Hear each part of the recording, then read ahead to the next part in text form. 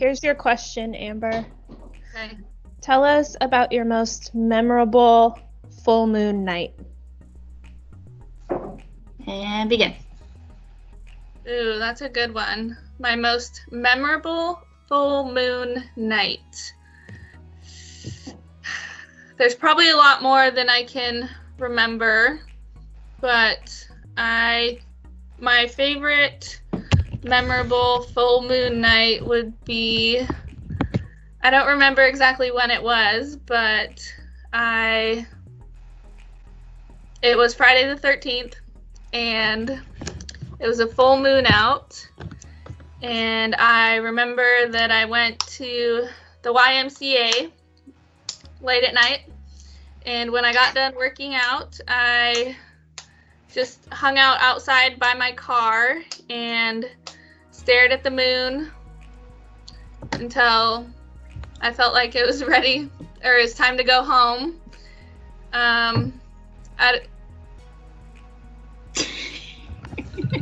Time. So, tell me a story about a butterfly. Ready? Begin.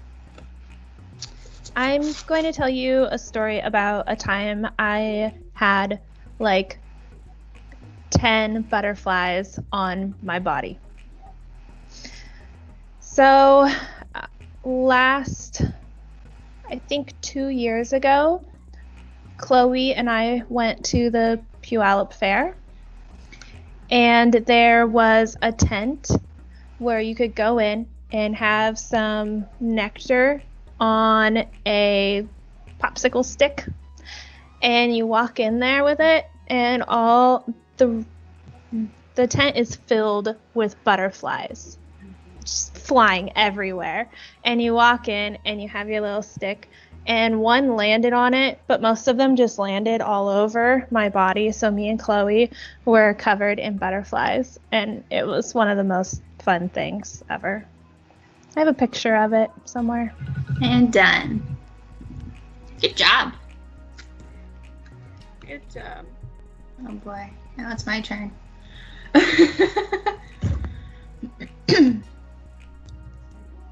What'd you get?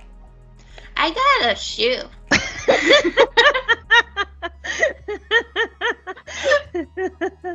Okay, I so got a my shoe. question for you, Chelsea, is You get a butterfly and I get a shoe. you get a shoe. I feel the love today. Tell us about a time that you put yourself in someone else's shoes. Okay, that's good. Ooh. Alright. Dang. You're gonna give me the hard ones. Well, you drew a shoe, Chelsea. I know. I drew a shoe, so I get a philosophical question. Alright. So I barely have my coffee in my system. Thanks.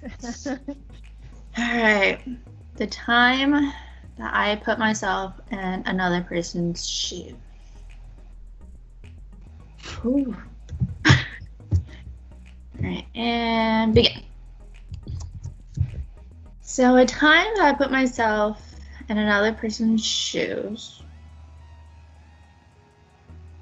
I guess it could be pretty much any time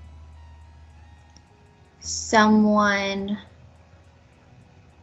is anxious about something, when they're scared to do a speech, or they are scared to take a test. I try to encourage them because I understand why they're anxious. I know that feeling, and so I try to put myself in their shoes and just realize it's okay and normal and encourage them. The question for Amber is, if you were a bird, what would your perfect nest be made of? All right. And your minute starts now.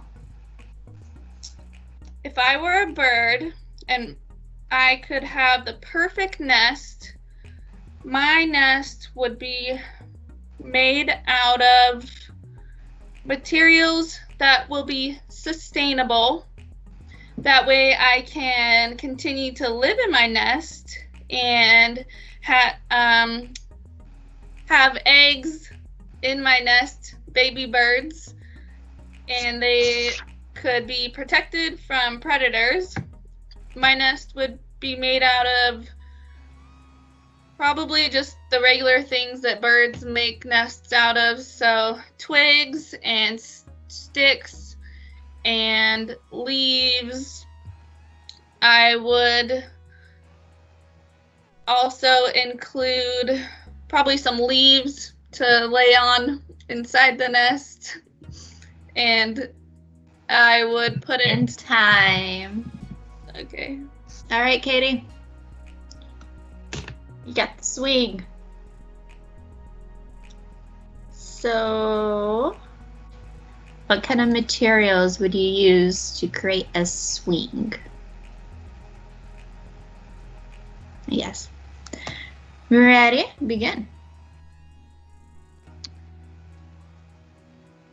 I think that to make my perfect backyard swing, I would use materials that are sustainable so that my swing has a very little impact on the environment and is more natural.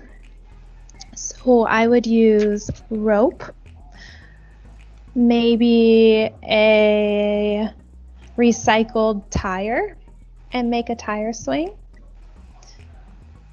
And I would try to put it in a tree where there weren't nests or there were not so many animals living in it, so I don't disrupt them, to minimize my impact on the environment. Time. You keep ending your speeches right at 1 minute. It's crazy. I'm a pro. But you said one so I can't say much on Dang it. that. Chelsea, tell us about what you think the quote, "birds of a feather flock together," means. Good one. What does that mean? How am I going to use the word sustainable in this? We keep giving her philosophical. What is with you guys today? All right, and begin. Birds of a feather flock together. I think it means that those who create friendships or those of similar values, who come together of similar values, they are able to have a lasting relationship, who, I don't know how to use the word sustain in this, but that's okay. But yeah, so those who come together for similar values, create relationships, and they could just last a very long time together. And my timer is ringing. Nailed it. Ish. Good job, Chelsea. All right. One more. Amber. You got a watering can. How can you include a water can in your garden, or use the watering can in your garden? Is that what you were getting at? Yeah. It's a DIY project. How can I use a watering can in a garden if I were to create a do-it-yourself project? This one is kind of easy for me because I have my own do-it-yourself garden that I've made, And I also have a watering can that I use to water the plants that I plant in my garden that I made.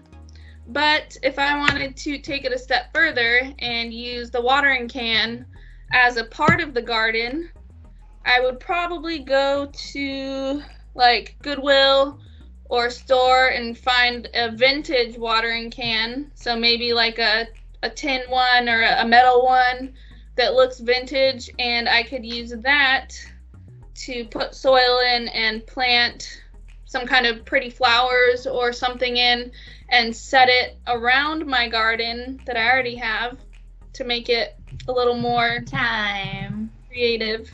Good job. Good. Thanks.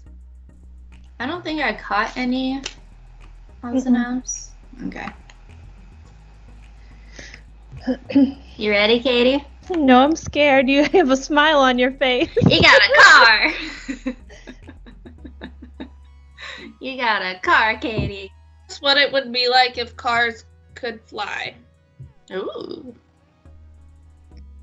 Ready? Begin. The most creative idea that just popped into my head about a flying car is like a raft made of balloons underneath it, and they're very colorful. And I don't know how you would get in the car without popping the balloons.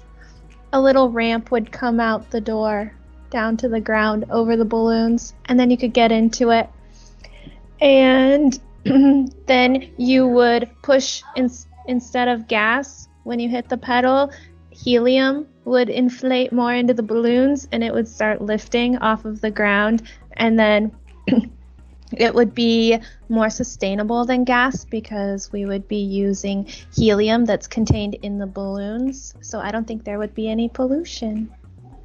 And you could be on a colorful car ride in the sky. Time. I got it. It's a bit the spider. Aw. I don't like spiders, but I got the itsy bitsy spider. If you were a spider, how would you crawl up the water spout, Chelsea? I feel like that could also be a little philosophical if you really think about it. Alright.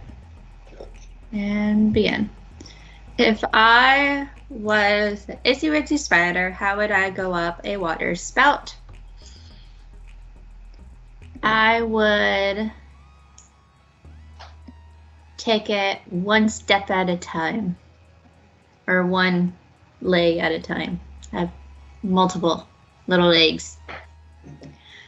And I would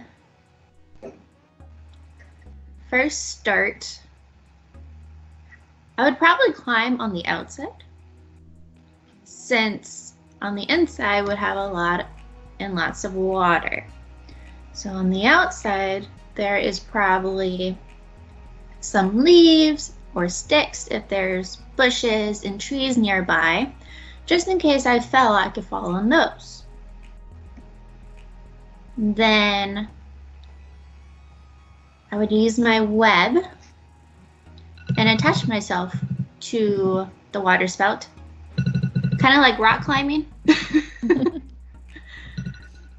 Time. Good job, Chelsea. Good job.